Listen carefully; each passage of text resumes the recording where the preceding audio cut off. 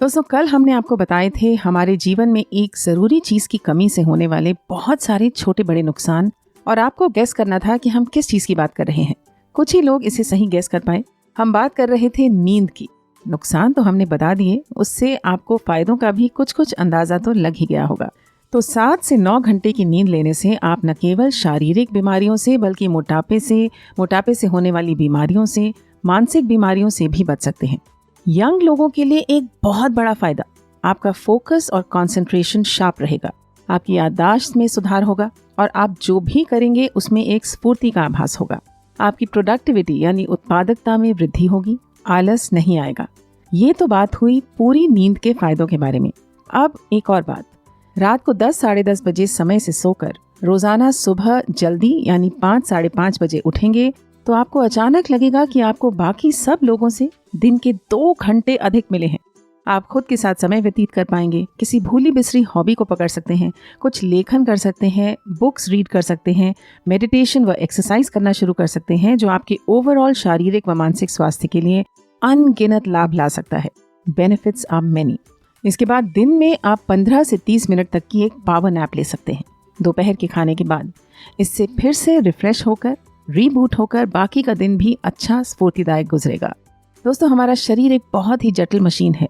हम सोचते हैं कि वैज्ञानिकों को इसके बारे में अब सब कुछ पता है, पर अभी भी न जाने कितनी चीजें हैं इस अजूबे के बारे में जो शायद हमारी नॉलेज से परे हैं। क्या करने से कहाँ क्या असर होता है हम सोच भी नहीं सकते। क्या आपने सोचा था कि एक नींद न पूरी होने से शरीर के इतने हिस्सों में गड़बड़ हो सकती है?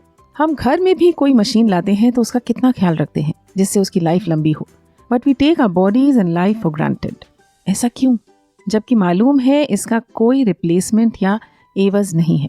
मिक्सी नहीं है कि खराब होगी तो नई ले आएंगे। दोस्तों, समय से सोने और समय से उठने से आप अपने शरीर की सर्केडियन रिदम का भी आदर करते हैं और अपने शरीर को उसकी डेली मेंटेनेंस करने का प्रॉपर समय देते हैं। इतना तो बनता है ना। सर्केडियन रिदम है आपकी 24 घंटे चलने वाली बॉडी क्लॉक, जो पर्यावरण और लाइट के बदलने पर आपकी नींद और उठने के समय का ध्यान रखती है। मिक्सी भी 10 मिनट लगातार चल जाए तो गर्म होकर बंद हो जाती है। हमारा शरीर भी दोस्तों हमें कई सिग्नल्स देता है जब थका होता है, पर हम अक्सर उन सारे सिग्नल्स को इग्नोर करते जाते हैं जब तक कुछ बड़ा नहीं हो जाता, है ना। तो अब ज्यादातर लोगों की प्रॉब्लम ये है कि सुबह जल्दी उठा कैसे जाए। आजकल अक्सर सभी को फोन, इंटरनेट, ऑफिस का काम या पढ़ाई के चलते रात को लेट हो ही जाता है। पर यही तो हम कहना चाहते हैं, नींद को रास्ते पर ले आएंगे तो आपके सभी काम समय पर होने लग जाएंगे। आपको आलस नहीं आएगा और ना ही थकान महसूस होगी। आपका माइंड भी ज़्यादा अलर्ट रहेगा और काम सही और जल्दी होंगे। जितने भी सफल लोग हैं, आप अगर उनके इंटरव्यू सुनेंगे तो सभी ये कहते हैं कि वे रात को 9 से 10 के बीच में सो जाते हैं और सुबह 4 से 5 के बीच में उठकर दिन के पहले 3 घंटे खुद को देते हैं। खुद का ख्याल रखते हैं, अपनी पसंद की वो चीज़ें करते हैं जिनसे उन्हें सुकून मिलता है, उनकी सेहत बेहतर होती है, जैसा हमने आपको पहले बताया। क्या आप ऐसा करना चाहते हैं? यदि हाँ तो कमेंट्स में लिखिए यस। कल हम आपको बताएंगे वो तरीके जिनसे आप सुबह जल्दी उठने की आदत डाल सकते हैं। रोजाना कोशिश करेंगे तो हो ही जाएगा, बिलीव मी, ज्यादा मुश्किल नहीं है। अगर मिली है इस सुविचार से वैल्यू तो कर दीजिए हमें लाइक और शेयर। अब जान लेते हैं आज के मुश्किल शब्द। पहला शब्द है अंदाजा यानी एस्टिमेट। सेकेंड वर्ड गेस यानी अनुमान। तीसरा मोटापा यानी ओबेसिटी। चौथा शब्द स्फूर्ति यानी एनर्जी और स्फूर्तिदायक यानी एनर्जेटिक। स्फूर्ति हुआ नाउन यानी संज्ञा और स्फूर्तिदायक हुआ एडजेक्टिव यानी विशेषण। पांचवा शब्द है आलस, जिसको इंग्लिश में कहेंगे लेजीनेस। स्पेलिंग पे ध्यान दीजिएगा, लेजी में जेड के बाद वाई आता है, लेकिन लेजीनेस में वाई रिप्लेस हो जाता है आई से। छठा फ्रेज है समय व्यतीत करना यानी स्पेंड टाइम। सातवां भूली बिसरी हॉबी यानी फॉरगॉटन हॉबी।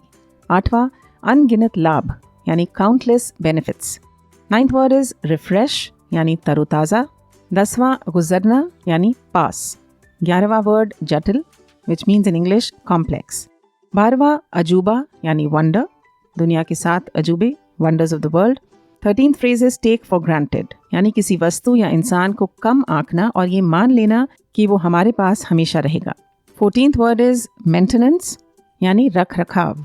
प्रोनाउंसिएशन पर ध्यान दीजिएगा, स्पेलिंग में MAIN है बट मेंटेनेंस नहीं बोलते, मेंटेनेंस बोलते हैं, MEN वाला मेन प्रोनाउंसिएशन में। और 15वां शब्द है सुकून, यानी पीस या शांति। सुकून उर्दू का वर्ड है।